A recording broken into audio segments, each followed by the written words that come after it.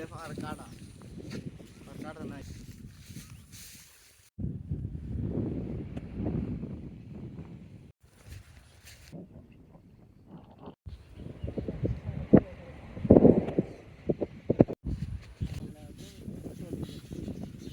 আসসালামু আলাইকুম। আজকে আপনাদেরকে আমি একটা রিকোয়েস্ট করব, যারা কালে মাছ মারার জন্য এখন বান দিতেছেন। আমাদের যে বৈশাখ মাসের ফসলগুলো মাঠে আছে, এগুলো যতদিন মাঠে থাকবে আপনারা কেউ মাছ ধরার জন্য কালে বান দিবেন না। আর যারা বাড়ির পাশে খাল, আপনার জমির সাথে খাল আছে, খালগুলা ভরাট করতেছেন, এই জন্য আমরা এইভাবে খাল ভরাট করে দিকে আজকে আমাদের এই ভোগান্তি।